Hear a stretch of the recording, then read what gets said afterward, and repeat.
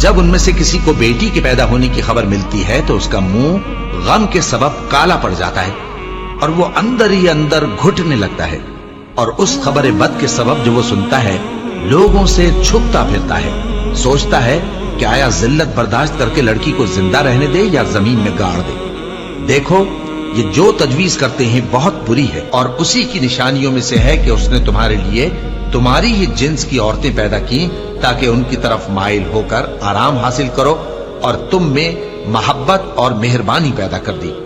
जो लोग गौर करते हैं उनके लिए इन बातों में बहुत सी निशानियां हैं, और औरतों का हक मर्दों पर वैसा ही है जैसे दस्तूर के मुताबिक मर्दों का हक औरतों पर है।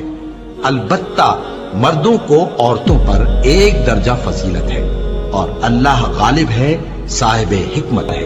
ऐ पैगंबर सल्लल्लाहु अलैहि वसल्लम, अपनी बीवियों और बेटियों और मुसलमानों की औरतों से कह दो कि बाहर निकला करें तो अपने चेहरों पर चादर लटकाकर घूंघट निकाल लिया करें। ये चीज उनके लिए मूजिब शनाख्त तो इम्तियाज होगी तो कोई उनको ईजा न देगा, और अल्लाह बख्शने वाला है, मेहरबान है। और किसी मोमिन मर्द और मोमिन औरत को हक नहीं है कि जब अल्लाह और उसका रसूल कोई बात तय कर दें तो वो उस काम में अपना भी कुछ इख्तियार समझे, और जो कोई अल्लाह और उसके रसूल की नाफरमानी करे वो बिल्कुल गुमराह हो गया। मुसलमानों, तुम्हारी औरतों में जो बदकारी का इर्तिकाब कर बैठी उन पर अपने लोगों में से 4 शख्सों की शहादत लो।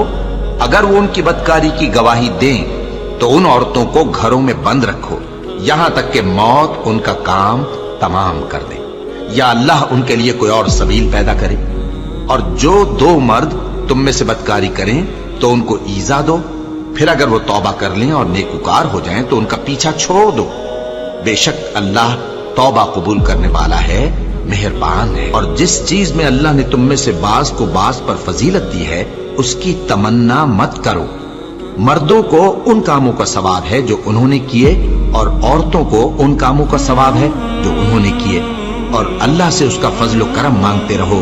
कुछ शक नहीं कि अल्लाह हर चीज से वाकिफ है। मर्द औरतों पर हाकिम है इसलिए कि अल्लाह ने बाज को बाज से अफजल बनाया है, और इसलिए भी कि मर्द अपना माल खर्च करते हैं। तो जो नेक बीबियां हैं वो फर्माबरदार होती हैं, और उनके पीठ पीछे अल्लाह की हिफाजत में माल व आबरू की खबरदारी करती हैं।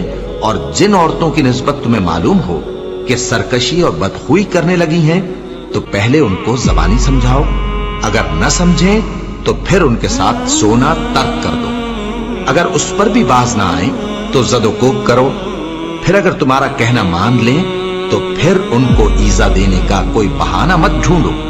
बेशक अल्लाह बहुत ऊंचा है, बड़ा है। मोमिनो, तुमको जायज नहीं कि जबरदस्ती औरतों के वारिस बन जाओ, और देखना इस नीयत से कि जो कुछ तुमने उनको दिया है उसमें से कुछ ले लो, उन्हें घरों में मत रोक रखना। हाँ, अगर वो खुले तौर पर बदकारी की मुर्तकिब हों तो और बात है, और उनके साथ अच्छी तरह से रहो सहो।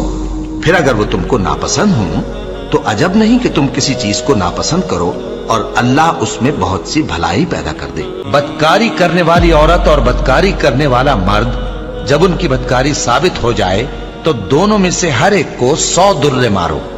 और अगर तुम अल्लाह और रोज़े आखिर पर ईमान रखते हो तो अल्लाह के कानून को नाफिज करने में तुम्हें उन पर हरगिज तरस ना आए, और चाहिए कि उनकी सजा के वक्त मुसलमानों की एक जमात भी मौजूद हो।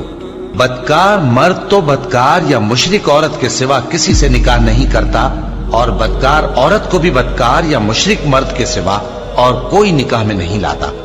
और ये यानी बदकार औरत से निकाह करना मोमिनों पर हराम है।